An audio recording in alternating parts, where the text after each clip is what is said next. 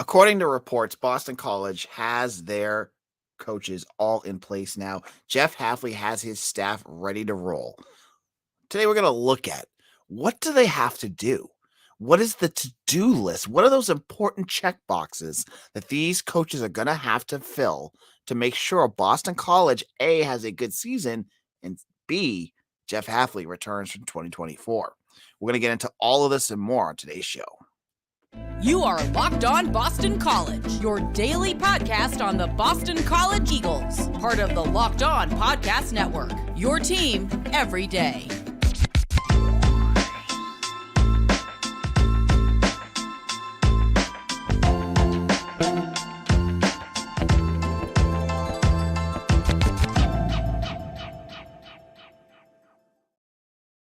Hello and welcome. This is Locked On BC. I'm your host, AJ Black. Happy Thursday, everyone. Today, looks like the coaching staff is finally in place. Over a month has gone by since the firing of John McNulty. A week and a half has gone by since the firing of offensive line coach Dave DeGuglielmo. And if you're going to believe the reports that are out, all those positions have been filled. On the offensive coordinator position, it looks like it's going to be two coaches. Steve Shimko, their quarterbacks coach, who's also worked at Georgia with the Seattle Seahawks. He's got a pretty extensive background. And Rob Chudzinski, who many folks know as the former Miami Hurricanes offensive coordinator from the early 2000s, and a stint in Indianapolis where he had a great offense, but really no defense, which honestly doesn't matter all that much. But he was the former advisor to Jeff Hafley. So if that's the case, if these coaches are put into place and BC knows what they have to do to move forward, these guys have a very tough job ahead of them, but one I think that they can handle. And the question remains, what do they need to do to fix this offense? What does BC have to do to get more points? Because last year, this offense was anemic.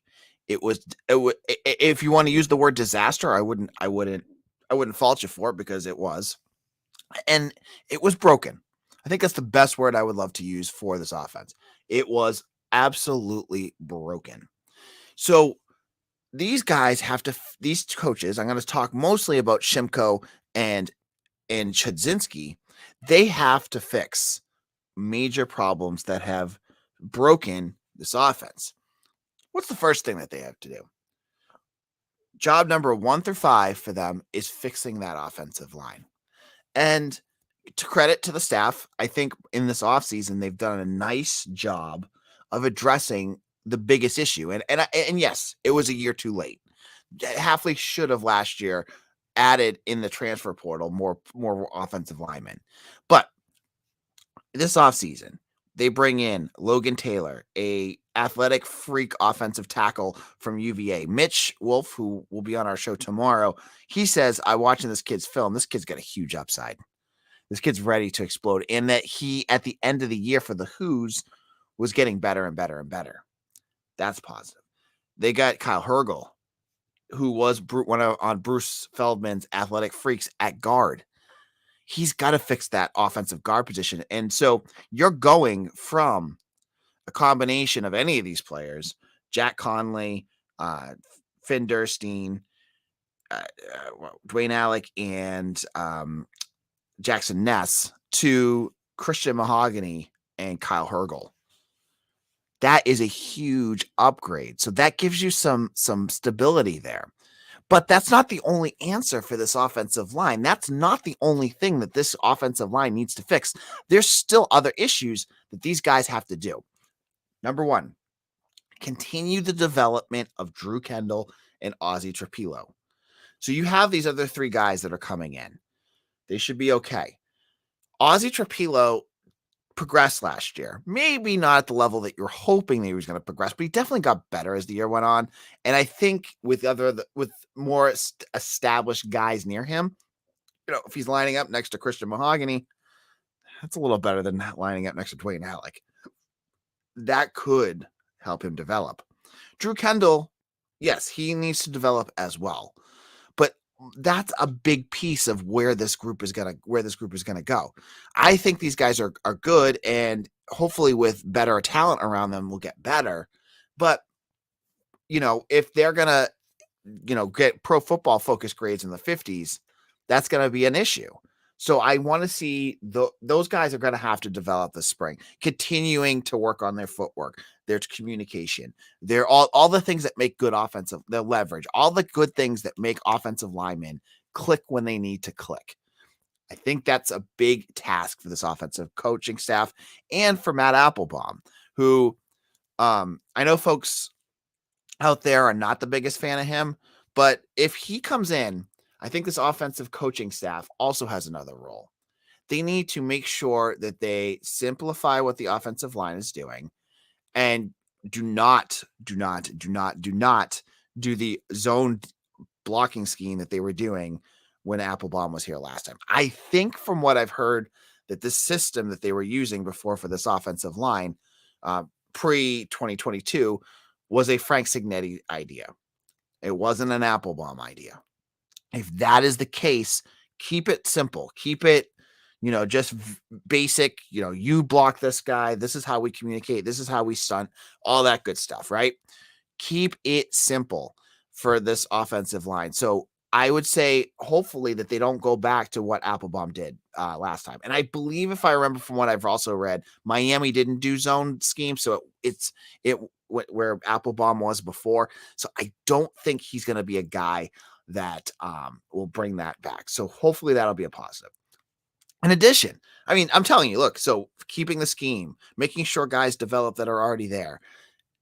Make sure you have the depth is part 3. So 3 parts already we're talking about on this offensive line that this offensive coaching staff have to look at. I envision injuries happening, and it's the elephant in the room for this staff.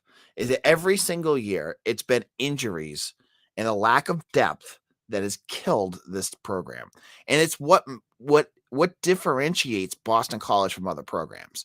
A school like Florida State, a school like Clemson, they can absorb injuries, and they do every year. Injuries aren't just a BC issue. A guy will go down on the offensive line, and they got a guy that's ready to jump in and do that. BC last year did not have guys ready to jump in and do that. And to be fair, there was like 5 guys that went down. So it wasn't that as an issue. But BC needs to make sure for next year that they have a tackle that's ready to go, that they have a guard that's ready to go, and a guy that can just go in a center in case something happens.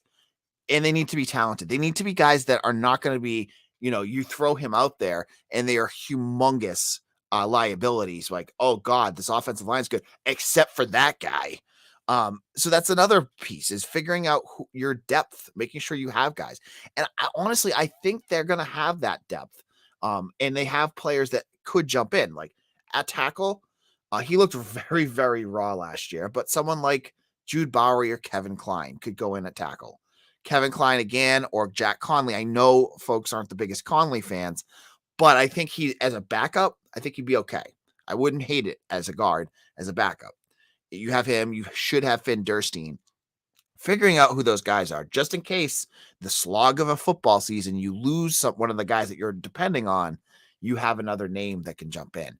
And I think that's I just gave you 3 or 4 things that offensive coordinator is going to need. So Chudzinski and Shimko, they're going to have to figure that out. In a moment, I'm going to look at the quarterback position, because I think there's development that needs to happen there as well. We'll talk about what else I'm going to throw on that offensive coordinator's plate in just a moment. But before I get to that, folks, let me tell you about our good old friends over at FanDuel. FanDuel is the official sports partner of the Locked On Network. And this is the midway point of the NBA season, and it's now the perfect time to download FanDuel, America's #1 sportsbook, because new customers get a no-sweat first bet up to $1,000. That's bonus bets back if your first bet doesn't win. Just download the FanDuel Sportsbook app. It's safe, secure, and super easy to use. Then you can bet on everything from the NBA money lines to scores, point scores, and threes drained. I mean, your imagination is the limit on FanDuel. You can do money lines. You can do player points, rebounds, assists. They have the 2x3, which is 2 3-pointers scored in the first 3 minutes. Plus, FanDuel even lets you combine your bets for a chance to bigger payout with a same game parlay. So don't miss the chance to get your no sweat first bet of up to $1,000 in bonus bets when you go to FanDuel.com/lockedon. That's FanDuel.com/lockedon to learn more. Make every moment more with FanDuel, an official sports betting partner of the NBA. Locked On BC, I am your host, AJ Black here. Thank you all for following along, and I love all of you who are becoming regular commenters in our comment section here on the YouTube channel. And for all of you who have hit that subscribe button, if you have not done so, go to YouTube, find Locked On Boston College, hit the subscribe button. We're getting a killer BC community out here, and I want you to be part of it as well. All right. Looking at BC's offensive coordinator, Shimko and Chudzinski. As I said, I don't think this is a bad hire. As I said, it's underwhelming. I was hoping for a new set of eyes, but I still think that these two guys could be successful at BC. I think there's a lot that each brings. So Chudzinski is a good offensive mind. I think maybe what he could have done for BC and why his fingerprints were all over the offense might have been more limited than even I had said, is that he was in a role that he couldn't touch he couldn't be an on-field coach. He could go over film with Hafley and do all that kind of stuff, but he couldn't do the day-to-day stuff because of NCAA limitations. Now that he's on the field, if he's allowed to do what he can do, he could be a real home run for BC. He could be a really good coach. But Shimko, he's an interesting one because, his role as an offensive coordinator, I believe he's had an experience before. But what I think he brings and the skill set he brings that I'm really interested to see is his work with quarterbacks. Now, lost in the shuffle of last year was the development of Emmett Morehead. Remember, if you go back to 2021, watch that Syracuse game that they threw Morehead in and watch him in some of the later games of last year, the game against NC State, the game against Duke. You're going to see a guy that doesn't look like the same player out there. That, my friends, was because of development. That Syracuse game, he looked completely overwhelmed trying to read the defense. Every time he would make one read and then he would turtle and get sacked because he just couldn't. His brain and his the speed of the game was just too much for him because he was a guy. I mean, it's fair to Morehead. He was a true freshman who didn't play as a senior in high school and hadn't played college ball yet. To what we saw against Duke and NC State, where this kid looks calm, collected. He reads the field. He makes good, quick reads. That's on Morehead for being good and having the skill set. But a lot of that is on the coaching staff for developing him. And the name that keeps popping up is Steve Shimko. Steve Shimko it seems to me to be a pretty darn good quarterback coach. And so his job, he's splitting this role with Chudzinski. It's got to be on continuing to develop Morehead because Morehead is not perfect. As we saw in the Notre Dame game, when you threw a lot at him, he still made mistakes.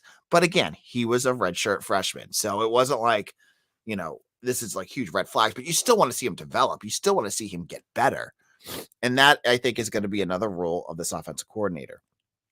Helping him to continue to slow down the game. Helping him to continue to make his reads. How does he continue to learn where pointing out blitzes? I know the offensive line may be able to help him with that.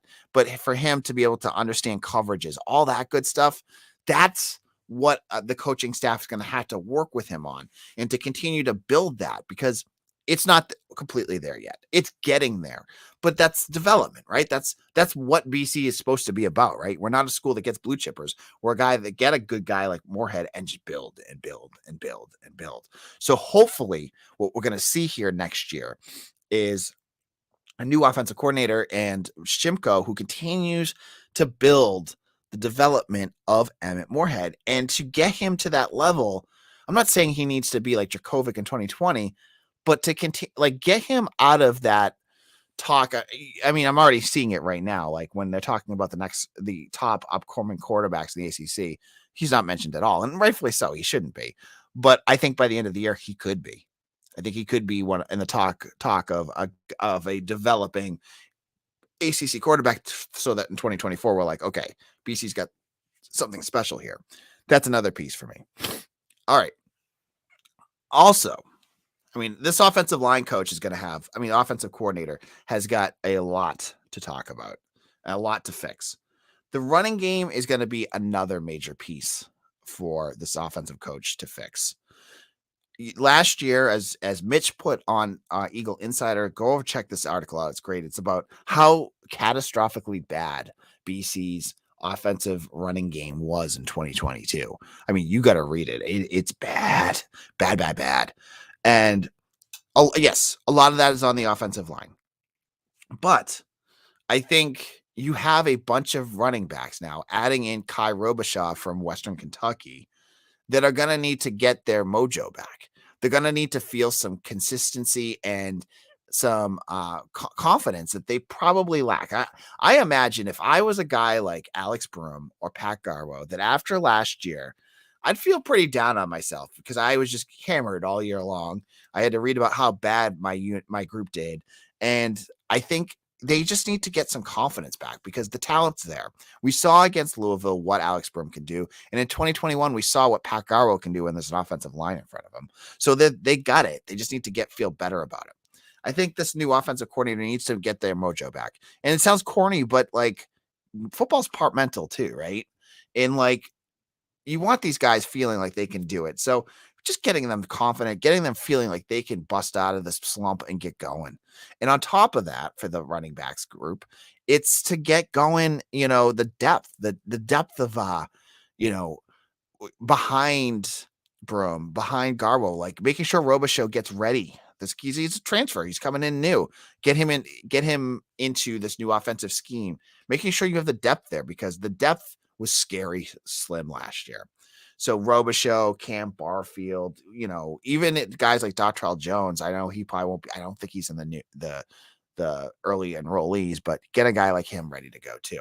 So the running backs, I mean, so see, like you're seeing this checklist that this offensive coordinator group is going to have to do. It's getting pretty big. It's long. It's a long group for what they got to do. Secondly, this is the last one. Wide receivers, I'm not even going to touch that today. I think the wide receiver room is fine. I mean, in terms of like lists of what I would want them to fix, I think wide receivers group is good. The tight ends, I think they need to build up some depth there. The depth there is scary. Let's leave it at that. George Takis was badly battered last year. I'm not sure what his, ceiling is going to be this year. I felt like right after the first game where he had a couple good catches that he never really got going. And so I want to know what his ceiling is going to be. But for the coordinator, they're going to have to build up some depth behind him. Jeremiah Franklin did not look ready to be out on the field last year. And Hans Lillis is a solid player. I don't want to bash him, but it didn't seem like he's going to be like the next Hunter Long. So continuing to build up those guys. You got Holden Simmons coming in, a true freshman from Massachusetts. He could be a guy that could come in. Matt Reagan, who didn't play last year, could be another guy. Continuing to build those guys up. I think that's the last piece. And of course, scheme-wise, the last piece that we want to talk about is the offensive coordinator needs to solidify the scheme, understand and really solidify within this program a scheme that will work going forward. A scheme that does what Hafley wants them to do, which is to get things going, to get the ball first downs and balance. But it's simplified, but that's the last thing they need to do. That's number one, I think, is to get the scheme back on track. Now, in our final segment, a quick conversation about the basketball team who had another bad outing. And I'm going to give you a couple thoughts of what I watched. We'll be back in just a moment. This is Locked On BC. I'm your host, AJ Black. On Tuesday night, BC played against Pitt on the road in Pittsburgh, and it was a game BC was in for the first half of that first, I would say the first half of the first half, yeah. And then there was one play I think that really turned the tides of this game. Pitt was playing well. And, BC jumped out to, I think, a 6 or 7 point lead, and then it just collapsed. But the play that I thought really changed the momentum of this game was the technical foul on Quinton Post. And here's what happened. So Post looked like he was posting up, you get it, underneath the hoop to try to get a defensive rebound. I think it was defensive, might have been offensive. And it was a tic-tac play. I don't know. I don't know, from a basketball perspective, who the foul was on. It was called on him, but it also looked like the Pittsburgh, their center, looked like he had his arm hooked around Post and kind of chucked him too. So could have been back and forth, but Post had been completely frustrated this first half. I mean, he was getting hit all over the place and they weren't calling anything. He gets down to the ground and he tries to get up and he hooks his arm around a Pitt player. And we've seen Post get aggravated before. He does this a lot. And the other guy yells and flings his leg off and then gets in Chaz Kelly's face. And so Post and this other player get called for technicals. This sits Post, which is of course awful, in terms of what BC can and can't do. But more so, as Malcolm Huckabee kept saying on the broadcast, the bigger issue here was the refs were cleaning up this game. They're going to cut down on the physicality. That's exactly what they did. And that killed Boston College because they called everything on BC. Every time BC breathed on someone, they were calling fouls. And you know what? That's part of, I'm not blaming the refs. It's, they didn't want to get any fights. They didn't want things to get too physical. You want to do that kind of stuff. It just completely derailed BC because that's kind of their style. They're a physical team. They're going to want to play that way. And all of a sudden you had Makai Ashton-Langford with 3 fouls. Everyone else is getting in foul trouble. It just completely, I thought, pushed this game off the rails. The last thing BC needed, playing the top team in the ACC, which it floors me to say this about Pitt. In 1 year, they went from one of the worst to one of the best, but that's what you get when you get senior leadership coming back. And I think 5 guys in their starting 5 are all upperclassmen. Once BC had to adjust their scheme to go to more finesse than their physical style, it was over. The game was over. I watched that, and at that point I was like, let's just click this off. It's done. Because that just was not what this team needed. And it ended up going completely downhill from there. BC lost their lead. Pitt just started hitting wide open shots. BC kept getting in foul trouble. And that was the end of the game. I think that was the story. Pitt is talented. They just needed an excuse to go off on BC, and they got it once BC was, once, as Huckabee said, had to clean up the game. And so that's on BC for, it's kind of on Post a little bit for kind of making a stupid foul, because if he didn't flail out and touch that other guy, they probably would have just let the players keep playing, and BC could do what they were doing, which led to the lead. But they didn't, and the refs they stopped all that physicality, and it ended up biting BC. So it's another loss. They lost by, I think it was 19 points. The second half was just ugly. And I don't know. There's not much more to talk about from this game. Another ugly loss for Boston College. Tomorrow we're going to be back. I'm recording this on Wednesday morning. I know it's a morning recording for me. I fell asleep. I fell asleep during the Pitt game and ended up watching it again this morning. I was just exhausted, folks. I'm a human being. I'm not a recording machine. I fell asleep last night. I could not record. So I'm doing this on a Thursday morning. I love y'all. We'll be back tomorrow. We have a special guest. It's actually, if you're listening on Wednesday, it's tonight. We'll be recording if you want to go in live. Mitch and I are going to be joined by Boston College safety Jaden Woodbay, who's going to talk to us about his Shrine Bowl experience, his time at Boston College, all the different degrees that he has, and his journey to the NFL. If you like a good interview, Jaden's one of the more fascinating guys that I've ever talked to. You're not going to want to miss this. Make sure you hit that subscribe button right now. This is AJ Black. I'm the editor and publisher of Eagle Insider. Please subscribe to our page and find us on YouTube. We'll be back again tomorrow. See you again soon.